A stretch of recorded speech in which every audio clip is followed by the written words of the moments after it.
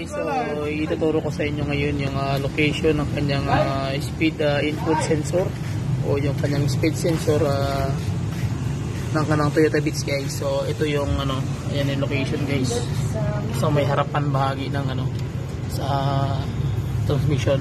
Ito, isa lang yan. Ito naman yung kanyang sa mga solenoid ng kanyang valve body. Yung na yan, yung location na yan, ng wiring diagram na yan. So dito naman sa kabila, sa ilalim itong wire na to. Sa naman sa shifter, sa kanyang inhibitor switch. Ayun, inhibitor switch yan. Yan, makita. Yan o.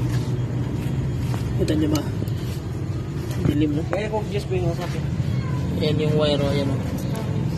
Yan. Ayan o. Yan. So yan yung inhibitor switch guys ng kanyang wiring diagram. Okay. So ito yung kanyang speed sensor. So yan ang problema.